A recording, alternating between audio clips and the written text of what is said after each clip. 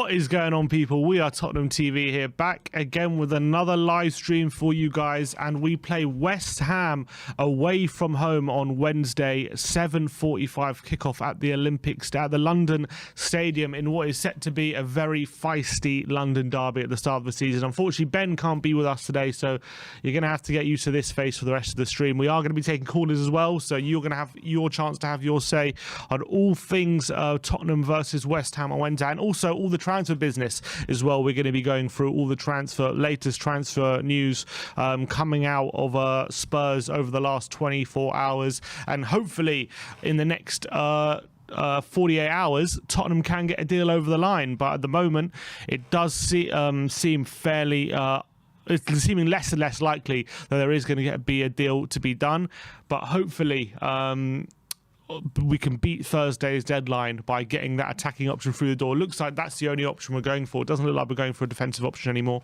But we have a massive game on Wednesday night, and that is West Ham away at the London Stadium. West Ham's Cup final, as you guys all know, and it's going to be a very, very difficult game going away at West Ham. We actually started off our record at the Olympic Stadium very strongly, I think, winning our first three we lost our first one, then winning the subsequent three fixtures at the London Stadium, and we seem to be pretty comfortable there. But our last two visits, we lost 2-1 and we lost 1-0 last season, Mikel Antonio with a goal from a corner. Our form in general against West Ham is mixed reading: 1-2, lost 2, and drawn 1 of our last 5 games. However, we have won 2 on the bounce, 1 in the Premier League and 1 in the Carabao Cup against West Ham. Obviously, West Ham have been very busy in the transfer market this summer, outspending Spurs so far. They have spent over 130 million, I think it's around. Let me check the figures on that one. They have spent 163 million according to Transfermarkt, with breaking their transfer record only yesterday with Lucas Paqueta coming through the door. They spent 38 million on him. They spent 32 million on Gianluca Scamacca from Sassuolo, the big striker. They spent 31 million on Nev Agua from Stade Rennes. They've spent 19 million on Maxwell Cornet from Burnley. They spent 14 million on Emerson from Chelsea. They've bought Thilo Kehrer for 11 million from Paris Saint-Germain, and they've bought Flynn Downs, the central midfielder from Swansea, for about 10 million, and they've signed Areola on a permanent from Paris Saint-Germain, who was there last year. So that's 1, 2, 3, 4, 5, 6, 7, 8 signings for West Ham United, and even their fans aren't happy at the moment with how things are going, as they have seen their squad cut by fairly significant numbers, with a number of outgoings last season, with Issa Diop, Yarmolenko, Ryan Fredericks, Vlasic, Masuaku, Mark Noble, and Alex Krau all leaving in the summer. So, and with Europa Conference League football to contend with, a lot of West Ham fans are feeling they should have done even more business, and that is interesting comparing it to Tottenham's transfer window, where we've signed 6 players, and a lot of fans. Some fans are happy. Some fans think we should be doing a lot more. There's no question we've improved the squad, but comparing it to West Ham, a lot of their fans are not happy with a lot of their transfer business. But looking at their start of the season, they've played 4, lost 3, winning their first game of the season last week against Aston Villa away from home at Villa Park. Pablo Fornals scoring their goal with a deflected effort. He was a 25-yarder. West Ham have actually been pretty poor at the start of the season. It's a very mixed bag. Obviously, they've actually lost 4 of their last 5. It says they're only scoring 2 in 5, conceding 8. Home form as well, very mixed bag. Haven't won in 5 home games, losing 3, drawing 2, and also away from home, only winning 2 of their last 5, losing 3, conceding 8 goals in their last 5, which is very much un-West Ham. If you're drilling into the expected goals numbers, only only Bournemouth have registered less expected goals this season than West Ham. Obviously, they've only scored 1 goal in the first 4-game season. It was a deflected effort as well, like coming last week against Aston Villa in their first win. But more encouragingly, from West Ham's point of view, only 5 teams have conceded more XG. So defensively, they still seem pretty solid at the back. They, although they've conceded a fair amount of goals this season, I think they've conceded 1 to Nottingham Forest. They conceded 2 to Man City. And I can't remember who the other one was, but they lost another game as well. But they did keep a clean sheet last week, or a few days ago, against Aston Villa, which obviously might give them the confidence they needed ahead of that London derby to give them a boost, which would be worrying that they get that confidence boost just before the trip from Spurs to the London Stadium, which is a bit concerning. I would say, in terms of how the team's set up, West Ham are still going to set up to be very defensively solid. They've been playing with a 3 at the back system since the start of the season. Kera, Zuma and Ogbonna they have been playing with Cresswell in a back 3, but he's obviously going to be injured, so he's unlikely to play. So that back 3, Kera has had a mixed start to the season with West Ham, with conceding a penalty on his debut at home to Brighton, which was not a great start from him. Obviously, Soufal and Emerson making the wing backs. Emerson actually getting hauled off at half time on his debut against Aston Villa last week.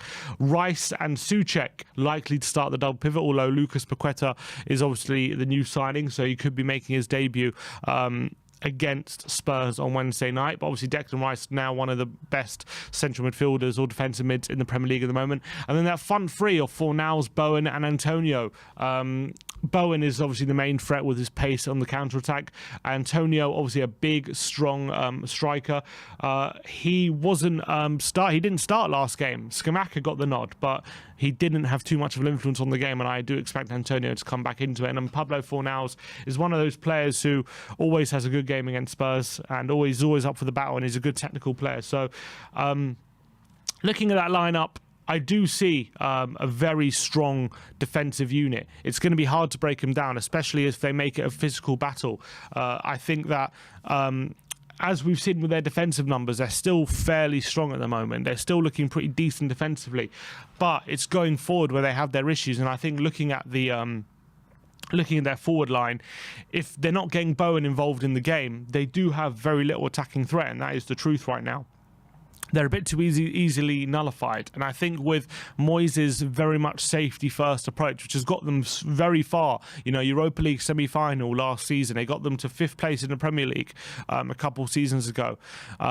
Is it starting to catch up with them? Are they starting to falter a bit with how Moyes likes to set them up? Because although they're very solid, it's almost like they've become too easy to keep out at the moment, and the fact they've only scored 1 goal shows that maybe they need more attacking talent in the squad. Antonio has been struggling for goals for a long time now. Jared Bowen is obviously their main threat, but other than that, Fornals isn't a regular goal scorer. Landini is very much inconsistent, but they do have Scamacca now, and they do have Lucas Paqueta, and they're 2 players who could definitely get more involved in the goal scoring exploits, and that's what West Ham are definitely going to be hoping for. In terms of their ones to watch when it comes to West Ham, obviously Declan Rice is absolutely fantastic player. He's been linked many times to leaving West Ham. 400 tackles in Premier League history, which is a very impressive number considering he only made his debut about 4 years ago. He's had a meteoric rise as West Ham captain, and he's become one of the leading central midfielders. And there was big rumours that he would have left this summer. They valued him at over 100 million, and I can understand that, having come through the West Ham ranks. I really believe he's a very, very talented player and starts for England now. Whether he'll remain at West Ham for the long term remains to be seen, but he is a fine player, and we're going to have a big it's going to be a big ask shackling him, because he's getting more involved in the forward play as well. He's not just a defensive midfielder anymore. He's becoming an all-round midfielder, and that's the most impressive element to his game. His passing is improving.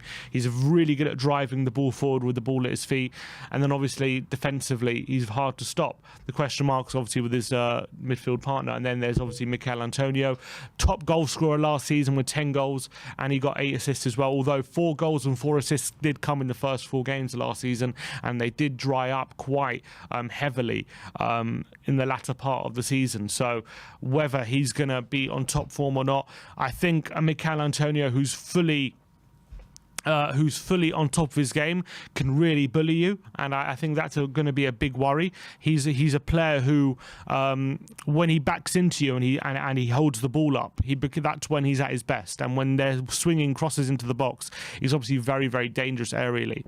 The one thing I would say about Mikel Antonio is if you can stop him from holding up the ball, I think he can be very much easily nullified, because technically he's not the best player, so his touch isn't great. So you put a bit of pressure on him, you kind of make sure he doesn't find it easy to control the ball and hold the ball up, then all of a sudden he's a lot more easily containable. And when you're looking for him to have precise finishes and difficult space in the area, he's no Harry Kane with his finishing. He needs to have good presentable opportunities to score goals. So I would say Mikel Antonio, from that aspect, that's why maybe his goals have dried up, but he can be a real handful when he's fully confident, he's on top of his game, and he's physically bullying you.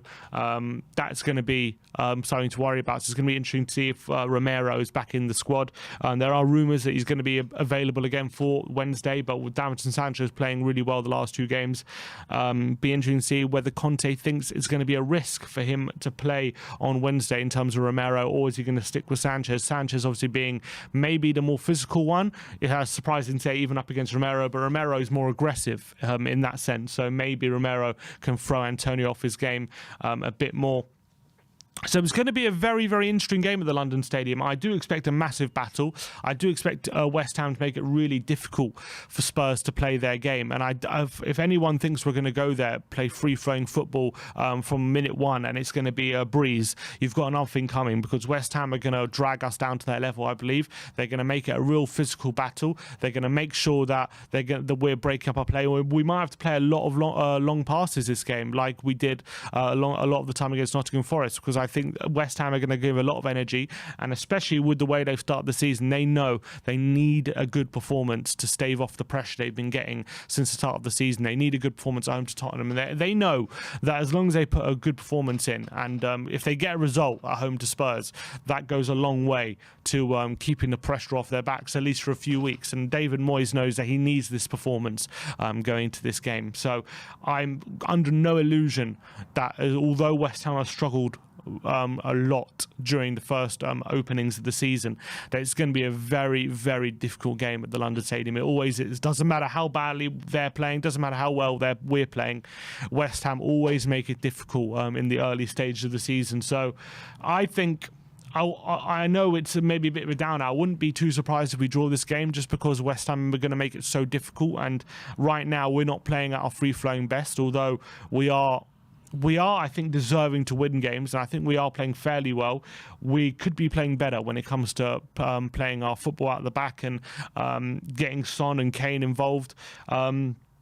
So I wouldn't be surprised if West Ham nullify us for long periods. But if we can just stop West Ham from getting too much confidence and building too much momentum going forward, if we can kind of stop them playing football and kind of make it, we can match their energy in terms of making it a battle. If we can win that war, then I think going forward we have the quality to make the difference. That's how we can win the game. But in terms of playing them off the park in a sense where we're going to be running rings around them and that kind of stuff, I really believe they're going to be up for it. It's going to be very, very difficult. So I envisage a very tight, cagey game, especially early on from a Spurs' point of view. And it might be a case of where they have a lot of confidence to start off with, and we have to kind of build our way into the game. So I wouldn't be surprised if it's a very tight game. I went for 1-0. That was my prediction. I think Ben went for 2-0 in the game. I just think it's going to be a very tight game, and I wouldn't be surprised if Richarlison gets his first start, with him having some really good cameo performances at the start of the season. I think that it's not a sense that, although Son has been off it, I don't think it's a sense that I'm resting Son because he's not playing well. I think it's about giving Richarlison a chance because he's earned it. And I think he's played really well in the cameo performances. I think he's shown that energy off the bench to make a difference in every single cameo performance he's made.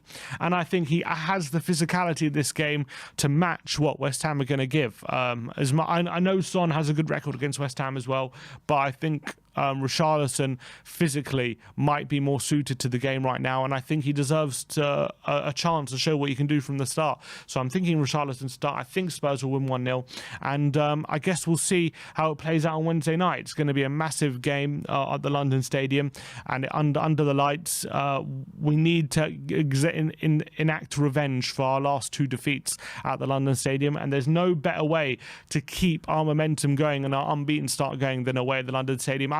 Would a draw be a terrible result? Look, if you ask me, am I taking a draw now? Obviously not. I think we can go there and win. I think we have the quality there to win. If we do, if we do end the game on Wednesday night, it has been a draw.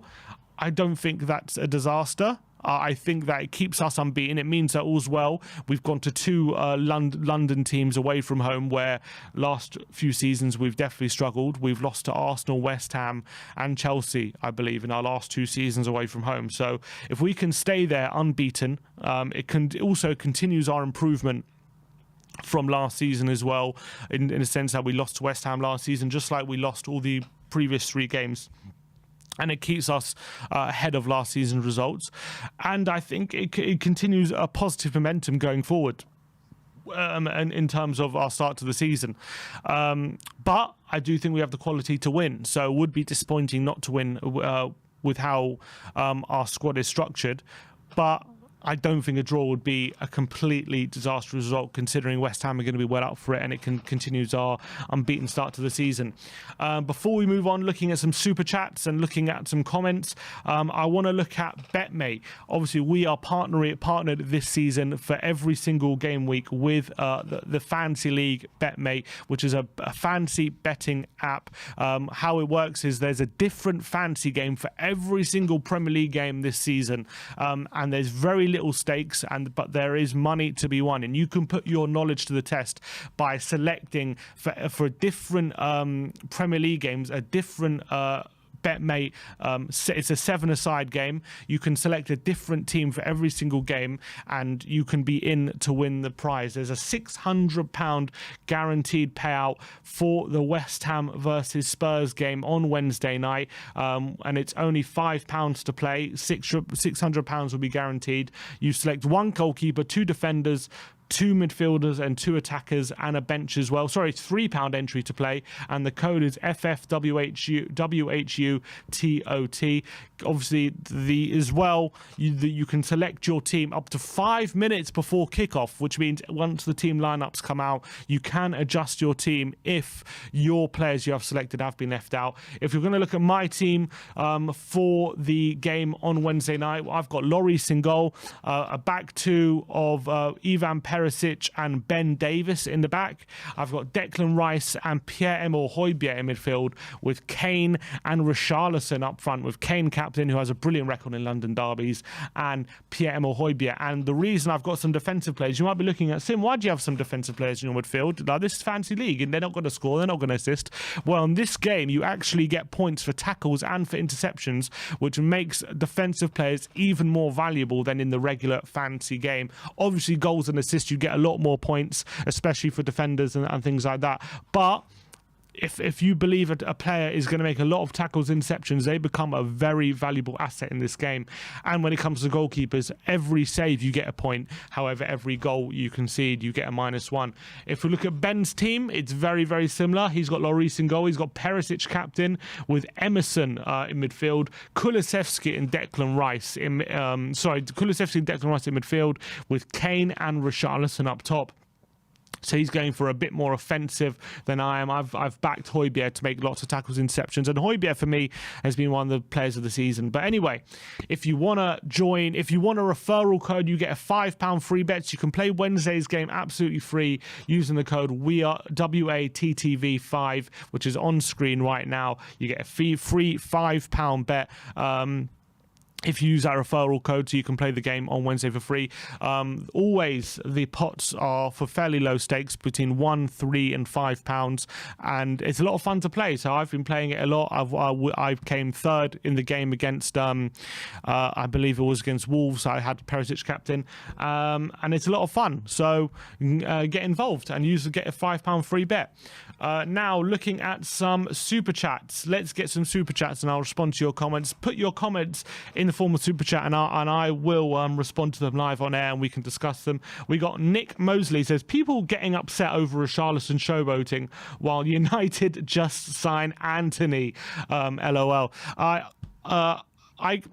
Okay, I don't agree with the point where Anthony's just a showboat, because I do believe he's got quality in him. But I see what you're saying. In terms of the whole Richarlison thing, I've made my point clear in the preview, but I'll go over it again. I'm not too bothered about Richarlison showboating and drawing cards and wasting time and things like that. However, what I would say is when I see people showboating and like I see Neymar is a brilliant showboater, because when he does things like flip-flaps and rainbow flicks and nutmegs, he usually does it to get an advantage on the pitch in terms of in the positioning, trying to beat a player so he can get a shot off or get in a better position to cross and things like that.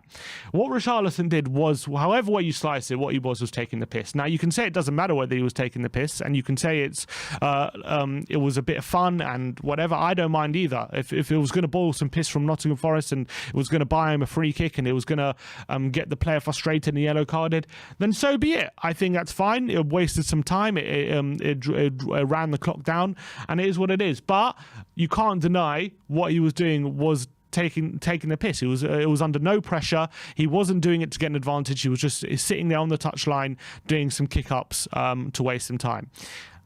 I personally think it was taking the piss a bit, but I'm not really bothered about it. If it's my player, I'm obviously going to be loving it, and I'm going to be loving him wasting time. If you're an opposition player, you're going to hate it, and you're going to want to wipe him out. That's what happened. So I understand people getting annoyed about it. I don't think anyone suggesting he should be booked or anything like that is a bunch of rubbish.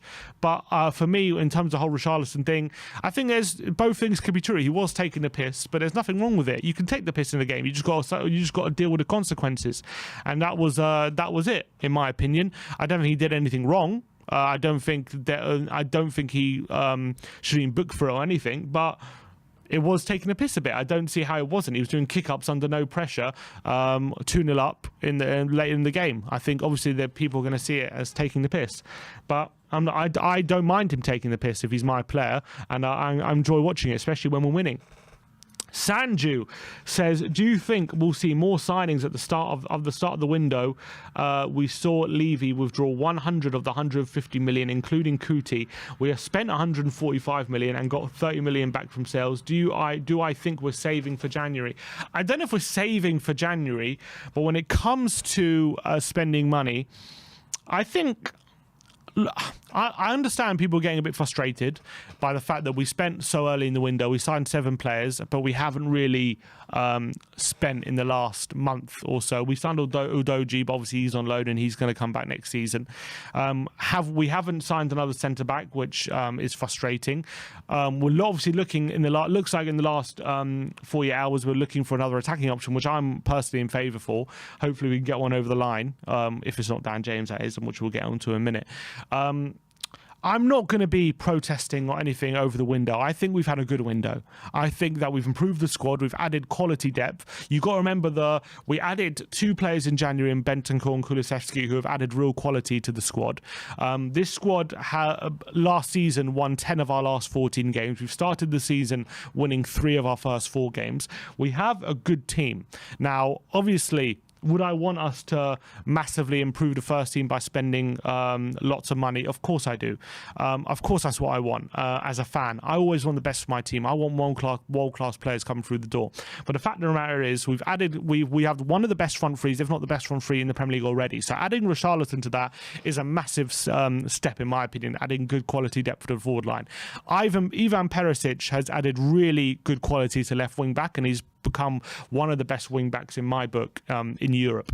Clement Longley could be a very good option at centre back, at left centre back, could play at centre back as well.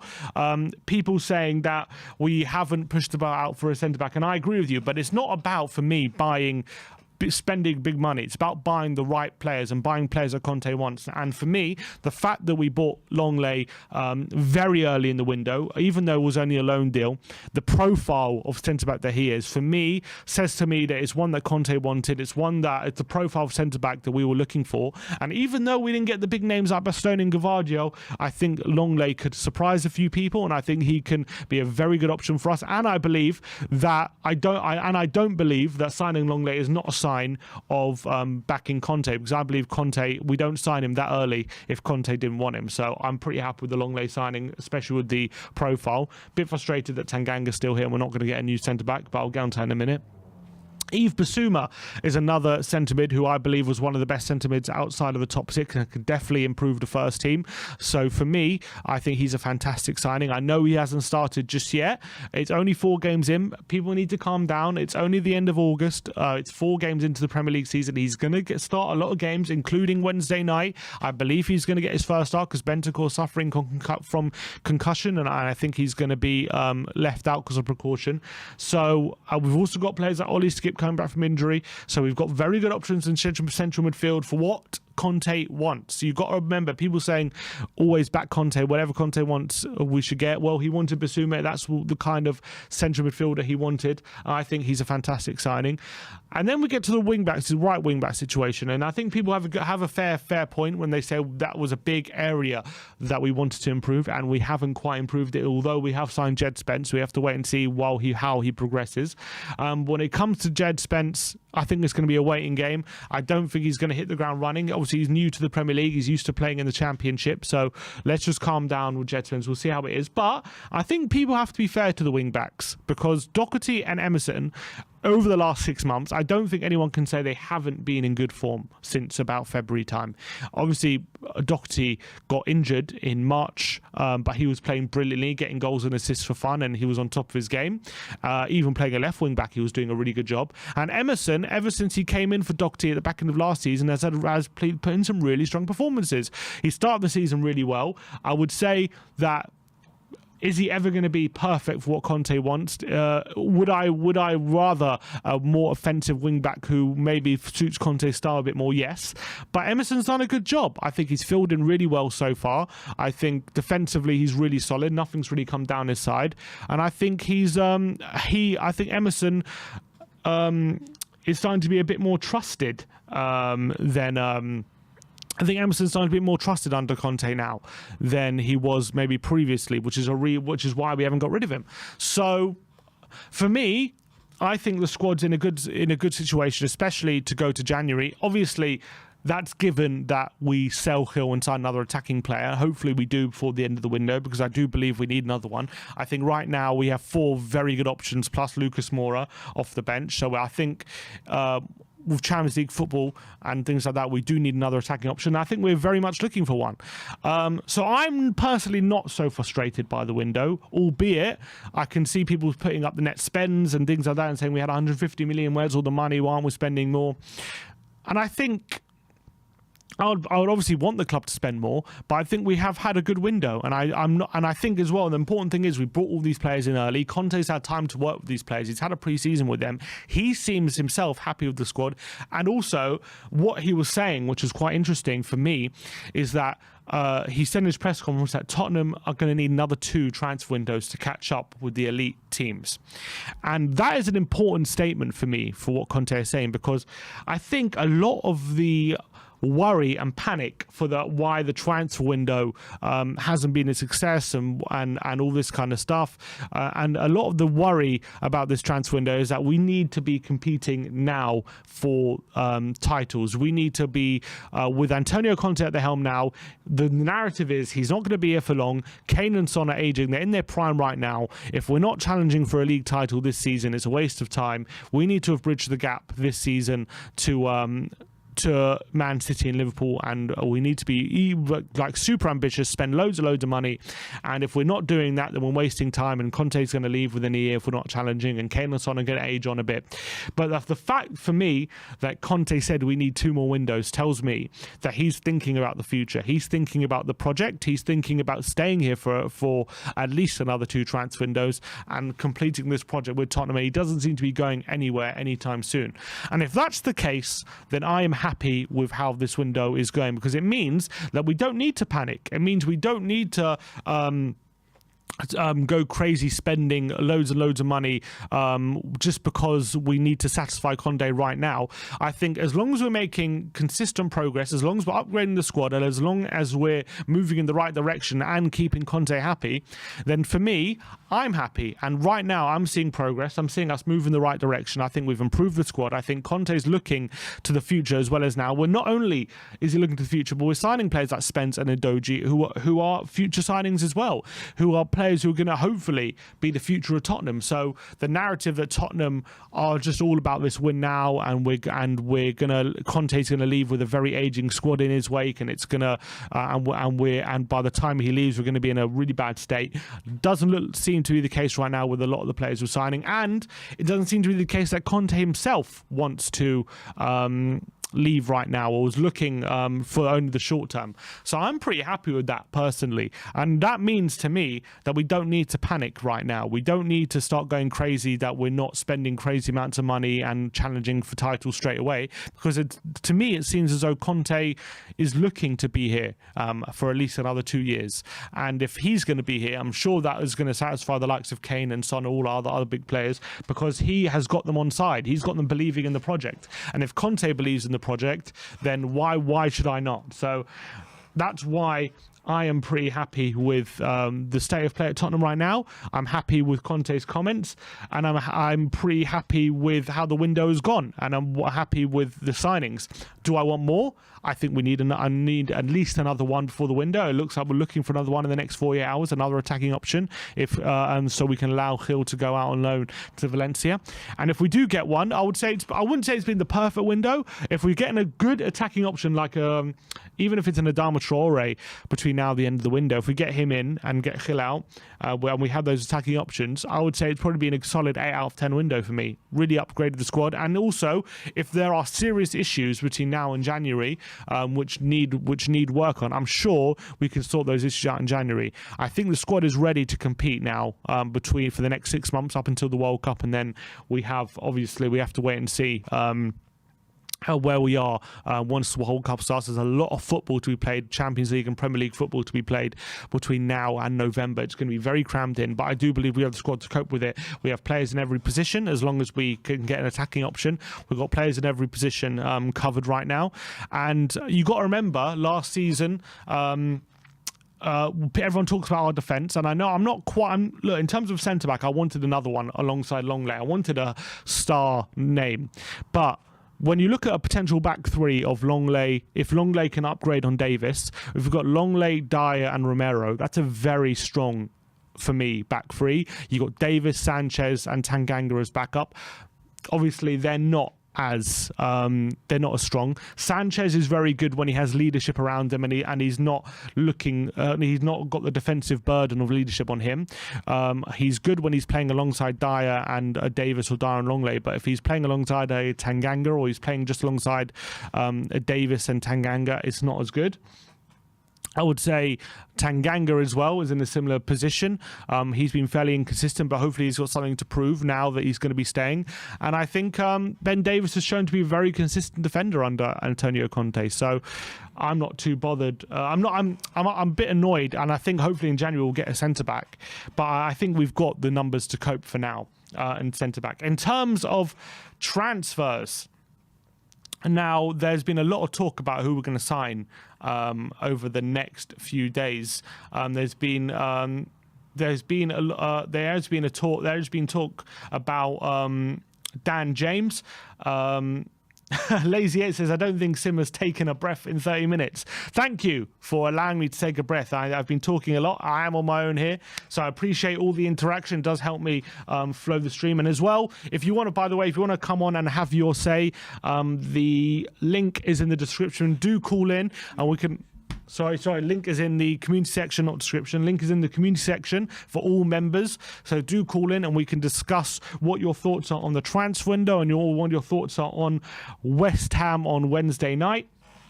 But we will talk about transfers now. There's been a lot of talk about Dan James. Sky Sports saying that we are still talking about Dan James, although nothing is said to be imminent at the moment. For me, when it comes to Dan James, I'm not too happy about that prospective signing. I don't think he's the best quality option we can get at 24 years of age. I don't think he's pulled up any trees in the Premier League, either for Man United or for Leeds. I think that he's a pre-average winger. He's obviously got really good speed and he's obviously very quick and he can get away from defenders. I don't think he's an incredible dribbler with the ball at his feet. I think he's much better running in behind.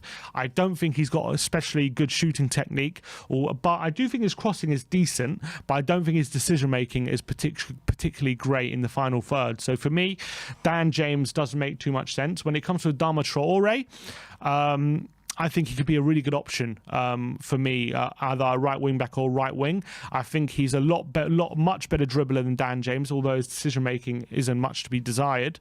I do think his strength probably adds another element to his game, which is a bit better than Dan James right now. And I think that for me, he's a bit more versatile as well. Can play on the left, can play on the right. He's very inconsistent and very frustrating, but I'd much rather Adama Traore than Dan James. And I think as well, as an option to come off the bench, he could strike fear into opposition defences. So I wouldn't mind Adama Traore. One name that has cropped up and doesn't seem to be going away is Yannick Carrasco. And now on Sky Sports News, we've had a guy called Fernando Calas who's saying that Atletico Madrid are worried that they may lose Yannick Carrasco before the deadline, with Tottenham leading the race. And if we can get someone like Carrasco in before the deadline, I would be delighted with that. I would absolutely be delighted with that. There's a lot of reliable sources saying that it's not going to be possible. That's saying that he's too expensive and Tottenham don't want to spend a lot of money on a player who's approaching 30. But for me, he's a player who has really good, as a winger who can play wing back. He has a lot of quality going forward. He's really good dribbling ability. He's got I think he's got a goal in a Champions League final up against Real Madrid back in 2015.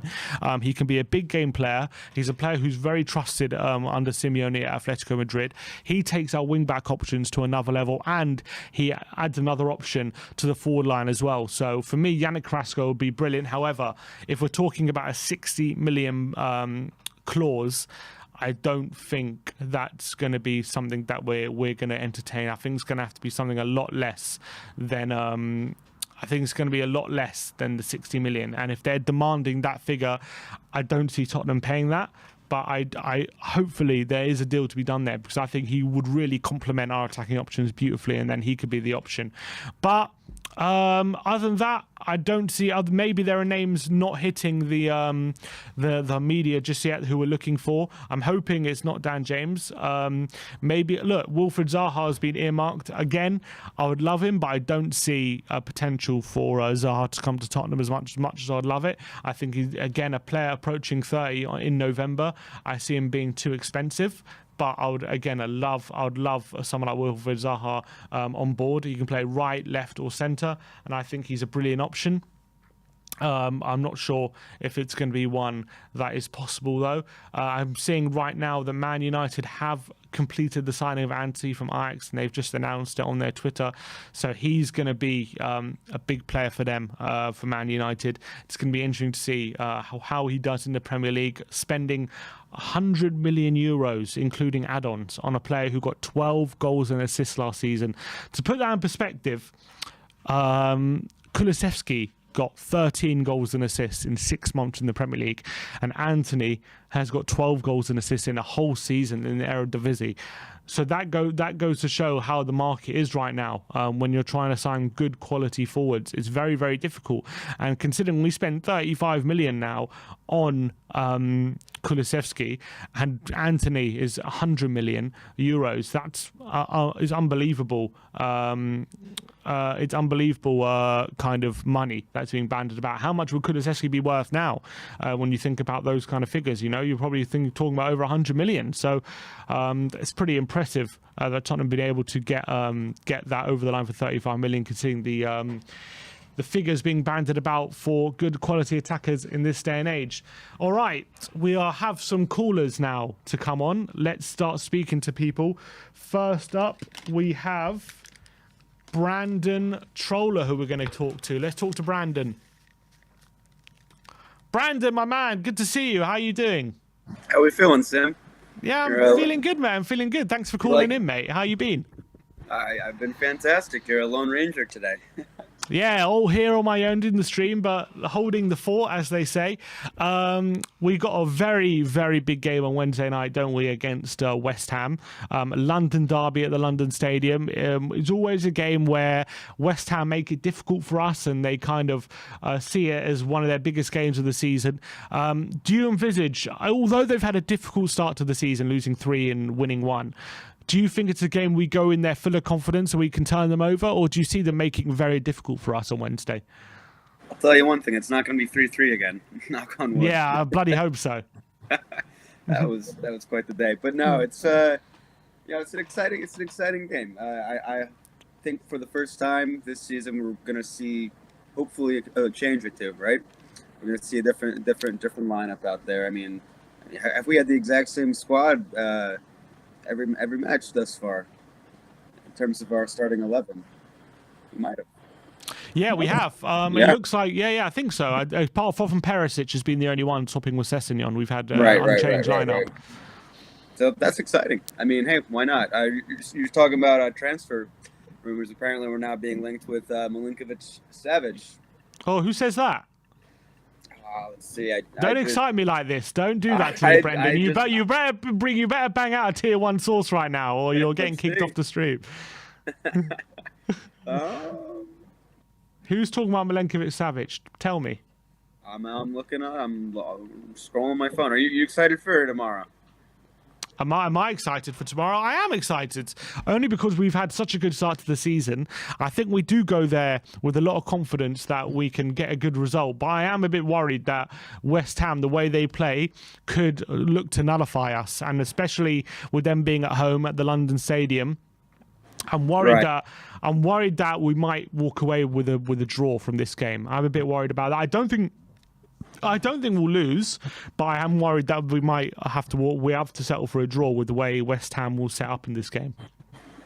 Calcio Mercato. Okay, so it's not the best source. Was it today? They had I guess they've been bringing it up recently, and one of their basically satellite sources posted a new article just now about how Paratici could last minute masterclass swoop in for him. Who knows what that means? But, I mean, at the end of the day, if Malinowski's not going to work out because we don't want to pay enough money for him, are we going to go shell out 60 mil for Milinkovic-Savic? I see that being unlikely. I really do see. Who would you be? Who would your if you were the manager right now, who would your option be to come in and replace Hill? I mean, I think Carrasco's tier 1 option for us at the moment. You know, if there's an order of the world, I'm going Carrasco, and then I'd love you'd love a center midfielder, right? You'd love a Malinowski in through the door. I think that Milinkovic-Savic is very much a boom or bust type of guy, right? He's existed in the same club for since he was fresh out the womb. It's letting him in would be interesting because he has a similar build to Pogba, right? People always hailed him as the Serbian Pogba type of thing, right? So your audio's cutting out a bit. One sec. Maybe that's a bit better. Oh. Yeah, there you go. I think we're good now. Yeah, I mean, Carrasco just sounds like a dream, It's funny to think he was playing in China just a year ago again, right? I mean, yeah, the guy's got class written all over him. I would love someone like Carrasco because I think he can fill in a wing back and bring a brilliant option there. He can be a winger as well. He can be a brilliant option on the wing, and it really just complements our squad. It kind of doesn't complete it, but in terms of the forward options, I mean, there are very few teams then once we have Carrasco through the door that would have better forward options than we do. And Carrasco is very much a winger, but he's extremely capable of playing through the middle. I think people are going to shout to the right wing back spot because, Emerson, who, by the way, I'm in agreement with you now. I'm liking Emerson. You know what? I'm warming up to the man. He's putting in a shift every time he's out there thus far. But, everyone's going to point to that if we were to sign a Carrasco instead of a central attacking role or a winger role, right? So, I mean, it'd be a beautiful thing. It'd be fantastic. Who's your dream signing? My dream signing? Besides Mbappe. Who'd be my dream signing? I have to think about that one. Something feasible for us to get in tomorrow. Yeah, I mean, Carrasco would definitely be up there. Wilfried Zaha, I would absolutely love Wilfried Zaha. I think it'd be a fantastic signing for us. I think probably if I was to be honest though, if I was to go for a dream signing, it'd probably be a centre back. That would probably be the truth. I'd probably want someone who can fill in the backline because I believe that's where the least quality is in the squad. Although I do think we have enough to get by until January, and I think we've proven that under Conte that the defence right now is good enough to keep clean sheets and it's good enough to be very solid. I still think with another quality option, someone who can play out the back with more confidence, I think it can take not only can it take our defensive game up a level, I think it can actually take our ball playing possession game up a level as well. You know who I'm absolutely devastated by? Kim Min-jae. The man's a monster. Yeah? Is he doing well in Napoli? You're hearing it here. That man's going to be worth 50 mil next summer. Napoli you reckon? Stole an absolute worldie from us. He's been linked to us for a solid year and a half at least, right? I mean, apparently he still wants to come to Tottenham one day, but obviously that's not going to happen right now. Probably not going to happen next summer. I mean, Napoli's notorious for being very, very hard to pry all their gems out of their crown. But this man's amazing, and it boggles my mind that we weren't willing to pay 15-20 million for a man who genuinely looks like he could be on his way to being one of the top 20, top 15 center backs in the world. Anywhere across the center back, he's that. You reckon he's that good? I've watched every Napoli game. He's that good. He genuinely is a monster. And we looked at him closely, didn't we? And we decided against it. We did. Guti Romero, he'd be our second best center back right now if we had him at the club. I mean, it's just always painful with Spurs. We always have these signings, right? You got Jack Grealish years ago. We're arguing over pennies to sign someone because we think that we can go ahead and do a Spence and save 2 or 3 mil on whatever happens, and someone else goes and snaps them up, and it's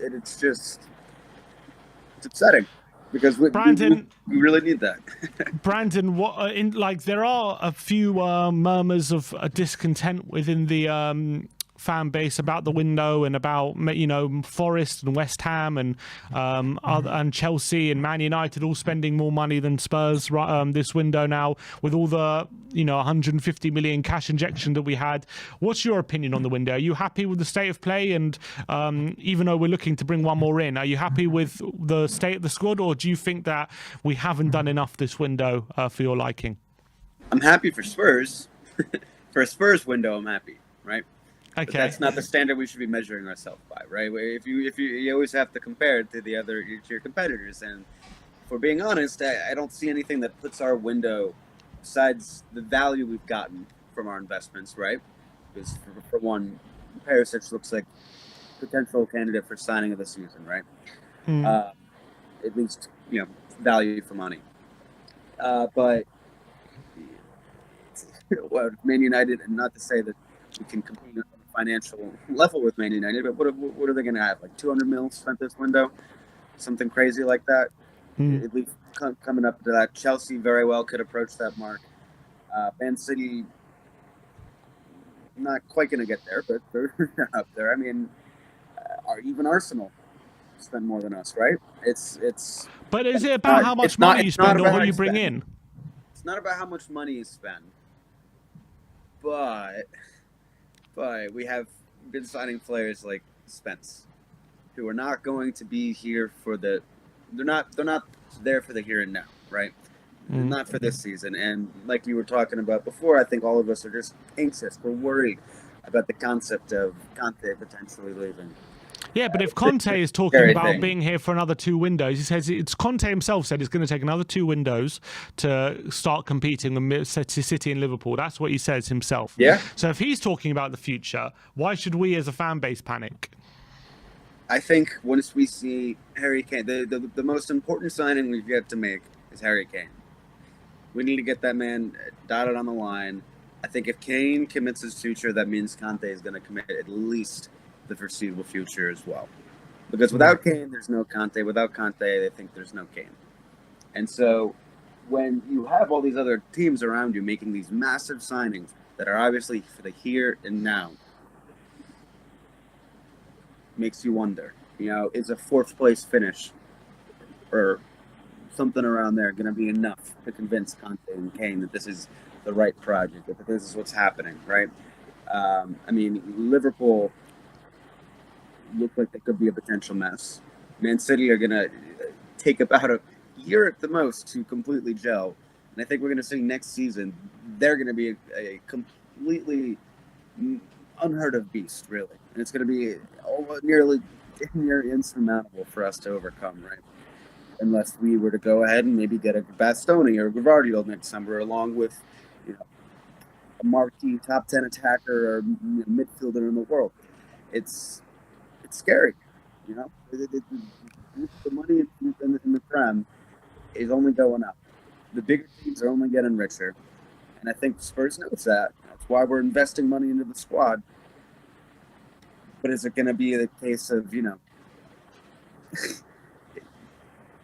is it enough? It's just always the question. But it depends. Is it enough for what? Is it enough to have the progress we make this summer put us in a good enough position so that once we make more progress next summer, we can really, really, really be on at least a couple feet away from level ground to the big boys where we could actually mount a title charge. We mount a title charge this year if we get lucky, and who knows? Hopefully, everyone's going to watch every single match and be hoping that that's the case. But again, Sergej Milinkovic-Savic, sign him or a Madison or someone that is a statement of intent, not just to the fans, but to people like Harry Kane around the club. This is serious. This is here and now and for the future. And Conte is saying these things almost as a safety buffer for himself, because he knows how massive the task is ahead of him. And, we love Conte, but he does have a little bit of an ego, doesn't he? He would love nothing more than to be able to pull off a miracle this season. Going and speaking in this way, saying that we are not there yet, but he has that managing capability, right? If anyone could pull off a miracle, it's Conte, isn't it? Exactly. There you go. But let's give him a little more leeway so that he can actually feasibly pull that off, right? It's about energizing the squad. You make a signing like a SMS, someone 50, 60 mil, a known quantity, at least at a very high level in another league. Probably not going to get a Madison or a Zaha, but a Carrasco even. Someone who you were telling your squad, this is not, we're not gaslighting you, right? We're not gaslighting the fans. It's not going to be this thing where we have money, we're going to make it, we're going to invest it next summer or in January. No, we have it right here, right now. Everybody needs to watch out for their place. No one can be content. It's full speed ahead from now. I mean, there's a time to walk, and it seems like we've been walking for at least a decade, really. It's time to run. We need to start sprinting. I get it. If it's a club like Spurs, it's a marathon, not a race. But when do you make that push? If it's not this summer, if it's not today, tomorrow, this season, everyone else is just going to get stronger next season. we're not the only ones who are going to do that. I mean, it's frustrating because it's a good window by Spurs standards, isn't it? A fantastic window by Spurs standards. But by Premier League standards, top 6 standards, I don't know. All right, Brandon. Fair enough. Nice. Thanks for calling in, mate. Nice to speak to you as always. And hopefully we'll see you again soon. I hope you have a fantastic rest of your day. Come on, Thank you, mate. Come on, you Spurs. That was the great Brandon Troller, always giving great insight as always. Let's get on the next guest, and it is Spurs Talk Show. Let's get Sean on. How you doing? Hey, Sean. Nice to see you, mate. How are we doing? I'm great, man. How you doing? Great to have you on. Yeah, always good, mate. All good. Good for having you on. Well, thank you for having me on. No, my pleasure, my pleasure. Wednesday, London Stadium, Sean. Are you worried about Wednesday? Do you think there's a possibility of a banana skin here? I mean, is it even a banana skin when you're talking about going away to West Ham in the London derby? Or do you think that the way that we're in terms of our form, should that be enough to carry us through? No, I am worried. I'm cautiously on balance. I'm not going to say I'm pessimistic or optimistic. I think that whenever you go away from home for a London derby, especially against teams like West Ham or Chelsea, whatever, like those sorts of teams always raise their game against Tottenham. It's their cup final. So I do think we've got enough. I think we've got enough in our tank. I don't think West Ham are particularly strong this year. I don't know if Paqueta's going to be available in time with his work permit, etc. I don't know. I think all that stuff is going to be even a thing to worry about. But generally speaking, you always have to pause for thought when you're playing against West Ham away.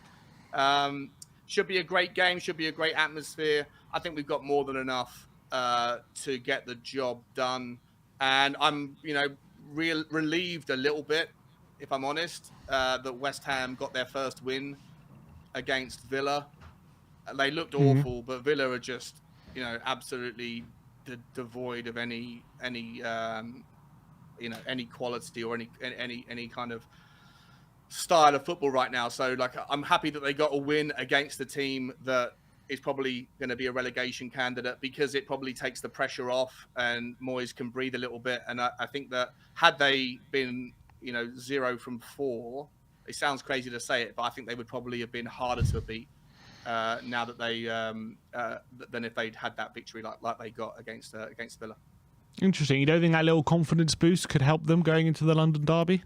Well, maybe, yeah, possibly. But like I say, I just feel like getting the victory, I think it takes the pressure off a little bit. I think David Moyes, look, he hasn't got the same kind of gusto about him this season thus far than he did last season.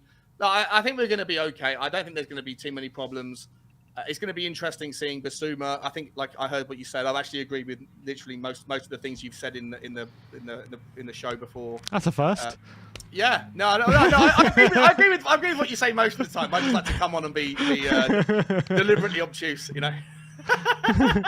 But before you go on to Basuma and Richarlison, Basuma, they're obviously, look, we're likely to see them from the starting 11. We're likely to see him and Richarlison, I think, in the 11 on Wednesday night. Is that something? Do you think that's something that can give extra energy to the team? Maybe something different, or are you a bit worried that maybe they're not too used to the system yet, and it's a big game to be starting your first Premier League game, isn't it?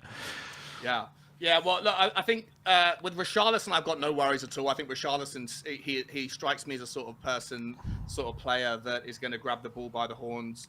I don't know if you recall, but when I came on, when we first signed Richarlison, I came onto the channel and I was a little bit hesitant. I wasn't quite as excited about it as you and Ben were. He's won me over. Like I really appreciate now what you guys saw in him and I didn't initially. And not that we're playing accountants. The frustration I have was with the price rather than the player. But when he's came on, I love the fact that the shithousery. I love the wind-up merchant that he is, and I think he's breathing down the neck of Sonny. And I don't have any concerns with him against West Ham. I think he'll thrive in that environment. I think the West Ham fans might go after him a little bit, and I think he'll do something to wind them up as well. I'm looking forward to him. Basuma's a little bit different.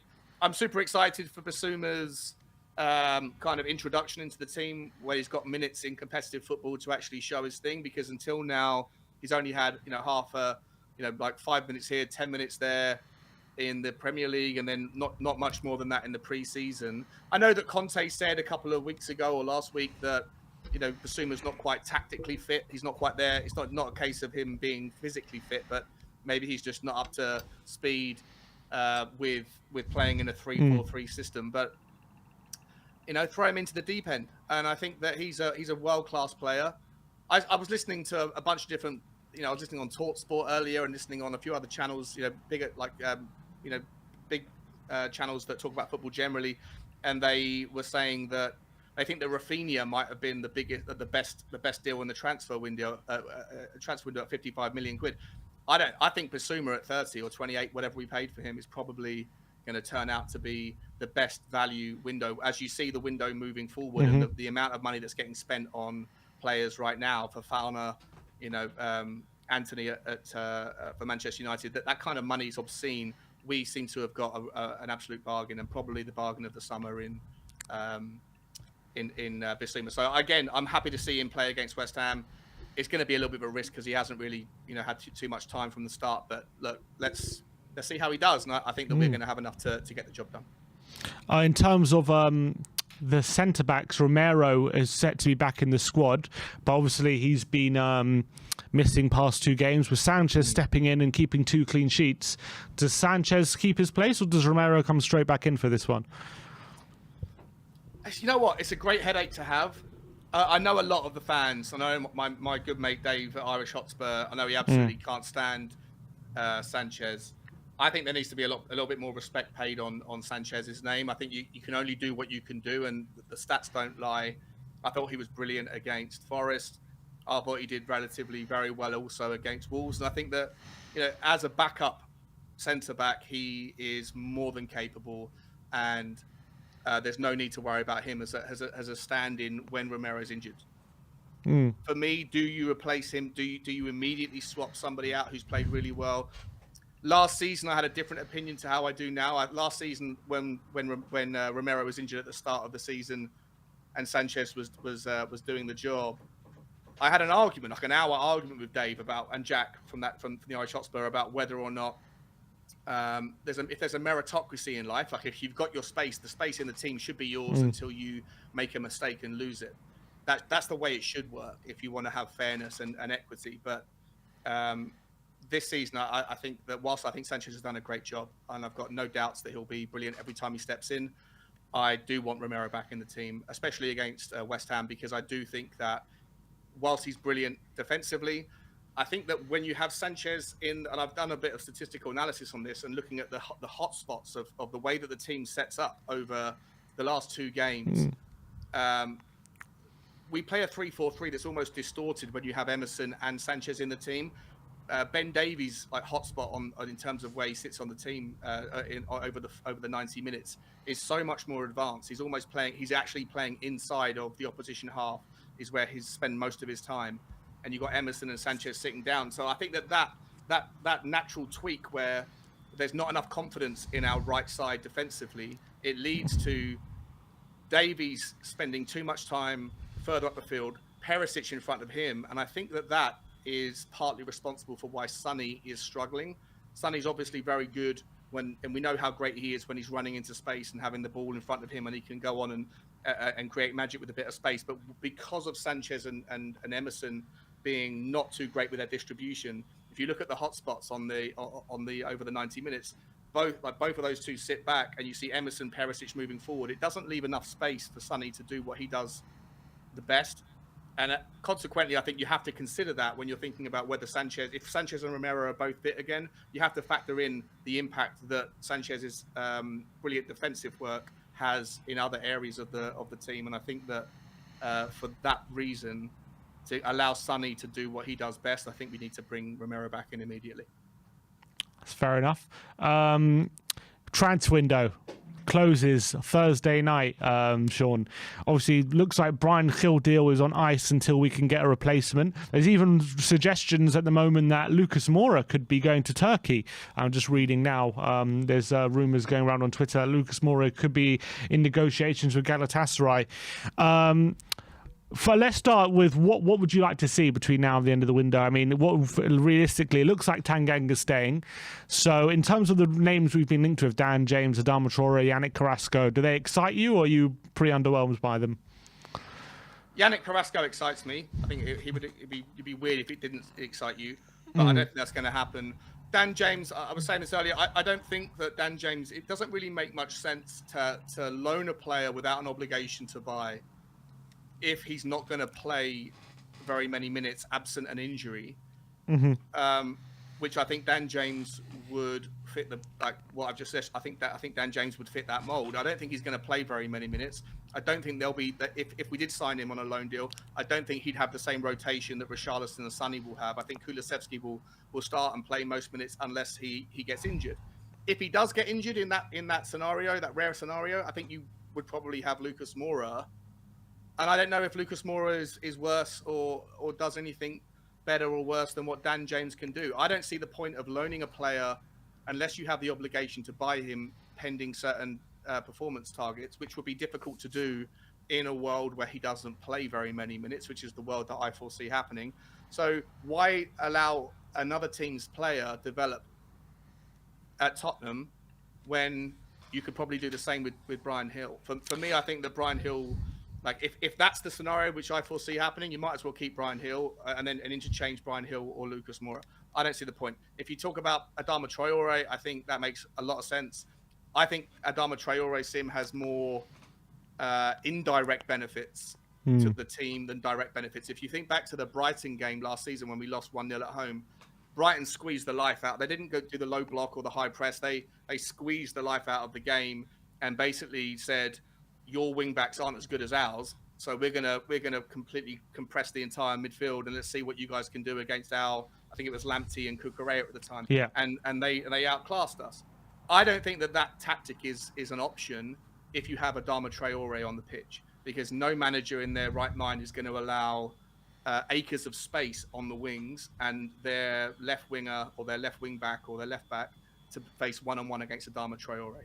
So I think the indirect benefits of having Adama Traore actually outweigh some of the direct benefits. And the direct benefits aren't that bad either. The guy is powerful. The guy can break. And I think that, at Wolves, he may have had a lack of options. I know, obviously, we know his delivery is not great. His final choices, decision-making isn't brilliant. But I think it's a little bit easier when you have other players, the players that he would have next to him at Tottenham, available than some of the players at Wolves. So I'm okay with the Adama Traore deal, especially at 10 million quid. It makes sense. It's basically a free hit. Don't want Dan James, Carrasco, of course, but I don't foresee that happening. And I don't really see any other deals materializing. For me, the only thing I didn't really want or care about a forward player. I really wanted us to sign a centre back, and it doesn't. That looks like it's not going to happen now. So we'll have to bite our tongue until January on that one. So where do you sit on the transfer window at the moment? We signed 6 players very early on the window. By the end of, I think, by June, July, we'd, I think, got 6 through the door. Everyone was very happy. Remember the whole thus far debate? Or we're now thus far gate, we'll call it. We're now 48 hours pretty much before the end of the window. Where do you sit on it now? Are you underwhelmed? Do you think we haven't had a good window? Are you happy with the progress we've made with the squad and there's more to come maybe in January or next window? Or do you think that it's yet another window where ENIC haven't given the manager the tools to progress? I go back and forth on it, Sim. I feel like I certainly was really optimistic at the start of the window, and then as the window's progressed, I've become my initial optimism has become diluted a little bit. But I think in general, I think that we need to give a little bit more respect to the window than some impatient fans or fans want to. Like, I think a lot of people just want us to always have more. We always want to have spent the most money. I'd like to I like to remind myself that spending money doesn't equal success. You look at Aston Villa, everyone was, waxing lyrical about Aston Villa's last 3 windows, right? Like last summer, last January, and then this summer, they spent a lot of money under the Steven Gerrard rebuild, and they can't buy a win, right? Like Aston Villa look absolutely awful. You look at Everton over the last 3 or 4 years, they spent 600 million quid, and they were, they just about survived relegation last season. I think this season, given that the 2 of the 3 teams that have come up have done relatively well so far, I think that Everton are a strong candidate to go down. You look at Manchester United on a broader period. They spend ridiculous amounts of money. They spent a billion quid, and they haven't met the expectations or the satisfaction of the fans. So I don't think that spending money in any way necessitates success. I would even argue that if you were to compare and contrast our window to Chelsea's, initially I was like, well, that's how you do a window. But actually, I think on reflection that Chelsea have overspent by probably about 80, 90 million quid than they actually needed to get the players that they did, because Todd Boehly wants to come in and make a splash, right? Wants to reassure the Chelsea fans that he's just as lovable as Abramovich. It's never going to be the Tottenham way to do it. If Conte's happy, I'm happy. I think that I think part of the reason why some of the Spurs fans aren't happy is because we haven't seen enough minutes from the new guys yet, for a variety of reasons, whether it's tactically naive, whether it's fitness, injuries, or rotation. But once you start to see, the players coming in and having more minutes, I think that the justification of the window will start to be felt, I hope, in a wider field than it currently is. I'm pretty happy. Yes, I would love to have seen a centre-back come in. Yes, I would love to have seen a right wing-back come in, Sim, that's better than what we have. But I also am very much on board with the idea that if the players that you want are not available, or not available, I think for the first window. Sorry, I'm rambling here, mate. But for the first window ever, I can't remember Tottenham being gazumped or beaten to a player because we didn't spend the extra 3 million or 5 million. Right, that was a thing that was, that's commonly used reason to hate on ENIC. This window, that hasn't happened. The only 2 players that we've been interested in that haven't come to Tottenham didn't leave their club anyway, and the other one in Bremer, he didn't want to leave Italy, right? So Bastoni, Guardiola didn't leave their clubs. Bremer didn't leave Italy because he wants his citizenship. Everything else we've gone after, we've got. I mean, I think generally, unless I'm forgetting anyone. So I think that you have to factor all that stuff in. In fact, when you consider all of those variables, I think you have to give the window a fairly decent review. But at the same time, I don't think you can ever really judge a window until 6 months later and see how the players that you signed have adopted into or adapted into the system. Do you predict we'll get another one in, or do you think we're going to fall short? I don't think we're going to sign anybody else now. No. Do you think Hill's going to stay then? Yeah, and I'm okay. I'm okay with the system as long as we kept our powder dry. If there's money to spend and we haven't spent it, because the Conte and Paratici have looked around and said there's no one, and you have to look at the inflation in the window. Like I said, Rafinha. If Rafinha was 55 million in May or June, he'd probably be 90 million now. Because Gordon's gone up to 60 million. It's madness. Right. So you'd have to look at that and look at Anthony and look at the Fofana. Look at the cost of those deals. There's a massive inflation that's happened in the last month. I don't want to see us have to participate in that craziness unless we need to. And I don't think we need to right now. I think we've got enough to keep our powder dry. Let's get through. We've got a favourable Champions League draw. I think we can get through until the World Cups. Then we can reflect, see if there's any injuries, or see what happens if new players emerge or bad players, shake themselves out and don't want to play. Whatever happens in January, I'd rather have 80 million available to spend in January than spend it on exorbitantly high fees right now just to buy a player that's not going to impact the first 11 anyway. Yeah, I agree with that. Also, do you think the fact that Conte says, we need another 2 transfer windows to start competing with City and Liverpool, does that also in a weird way put another element of calmness on our window, saying that, all right, if he's preparing for the next 2 windows, then there's no need to panic right now? No, wait, 1,000,000%. The narrative for the last years, since November, has always been whatever Conte wants, Conte gets. If Conte's happy, I'm happy. That stopped being the case for certain members of the community around mid-July when we hadn't signed a right wing back, and now people are starting to doubt whether Conte really is happy because it doesn't suit the narrative that they want to present, or because they're just generally, they can't believe that Conte would be satisfied with Emerson and Doherty and stuff. But for me, I think that the fact that Conte is saying those things, it should reassure everybody that he's not here for the short term.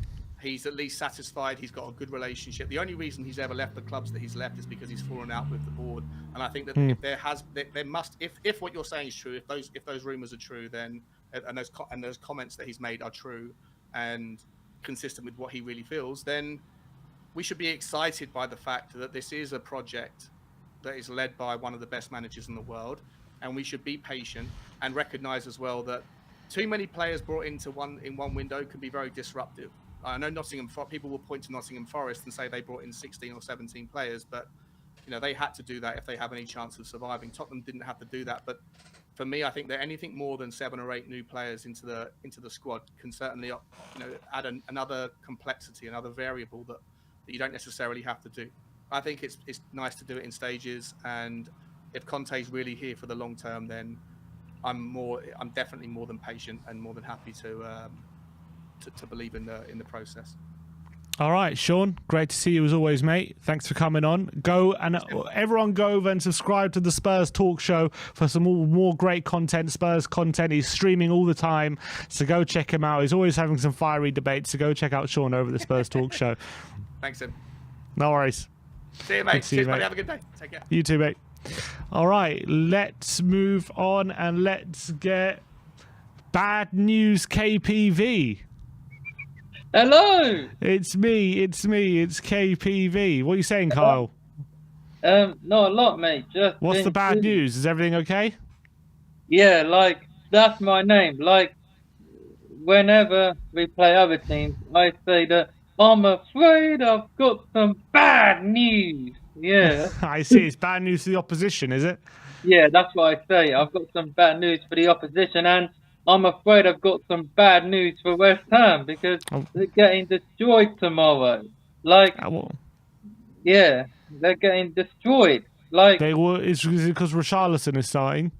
Yeah, because I think he scored against them before. So, Kane loves a goal against West Ham.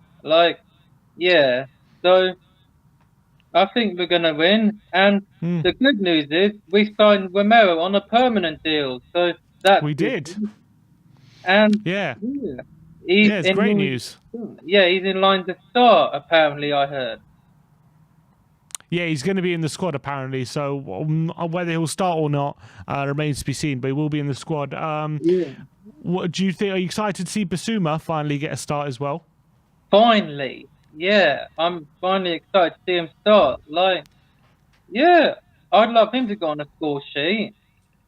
I want him to score his first goal and another Kulu goal and assist. Kane loves to fix this picture. Kulu got an assist in this game, but it was at the Tottenham Hotspur Stadium, not at the London Stadium. So we only lost by 1 goal last season to them. So let's just destroy them because we've got a good record there. What's the head-to-head stat? Where? The London Stadium? Yeah. I think we've won 2 there and they've won 3. I think something like that. Oh, I think we won there. What? We won when Lamela scored. Yeah. Dyer scored on his debut. Was at Upton Park though. So Dyer again. But I'm excited for the game. I'll be watching, and I expect Conte to make a few changes, bring on Son, because people are getting on his back. It's not nice. People need to stop saying, "Oh, please sell Son." What planet do you live on? The guy. No one's looking to sell Son. Don't worry about that. Yeah, I don't like it. Bring him on. He loves a goal against West Ham, so I expect him to score another worldie. But Richarlison, what he did against Forest, I absolutely loved it. Jamie Carragher can cry more, Deed Harmer, and so Richarlison more the same, my man. and What's the score going to be? 3-1. 3-1. Yeah, and Kulu, Kane, Richarlison, and Kulu 3 assists. Well, no, 3 assists. Going to assist Yeah. himself. he likes assists, but maybe that can be Dyer, maybe. Dyer assist to Kulusevski. I love it. Yeah, and West Ham, and I said to Dave last night, I don't want another Lanzini screamer, please. That's still Yeah, I think we're all on that, but in that boat, Kyle. Trust me. Trust me, man. I don't want that again because. And how many players are we going to sign between now and the end of the window?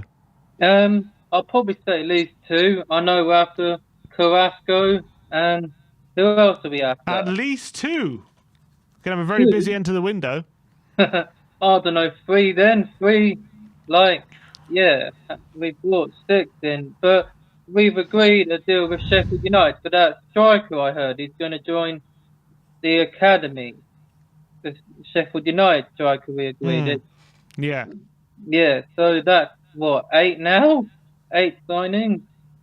Like, everyone seems to be spending big, but 150 million was put into the bank, and we've only spent 100 or something. But let's just double up that money and hopefully get it to 170 or something. But a centre back I want would be nice.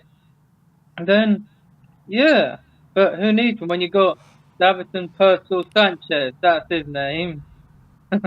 Damn right. Damn right. Well, Exactly. yeah, I'm off to listen to Let the Dogs Out. Nice one, Kyle. And man. we'll speak to you soon. Yeah, see you soon. See you, Kyle. Yeah, come on, you Spurs. Come on. All right. That was bad news, KPV. Bad news for West Ham, that's for sure. Super chat here from Brandon Troller says, we got to trust our foreign scouting department more. Kavicha and Kim Min Jae were gems we found, but we didn't harvest. Let's go get Zabriani plus Carrasco. Trust. Big up to Brandon. Yeah, he's probably right. We've been linked with a lot of good foreign players, but sometimes we don't trust our gut because we're worried it's going to be another NG or Nkudu and things like that. Brandon Troller says, KPV always make it a flurry. Call him Chef Curry. Love it. Absolutely love it, Brandon. But that is it for today's stream. Thank you everyone for joining me. Unfortunately, Ben couldn't be here, but he will be back for the West Ham game tomorrow. We'll be in the stadium, so check out all the content from there.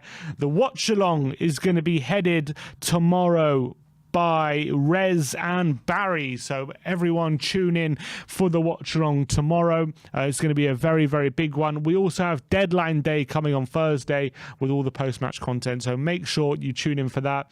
Thank you all the callers, all the likes, super chats, all the interaction. Really, really appreciate all the support. Like, subscribe and comment, and as always, come on you Spurs.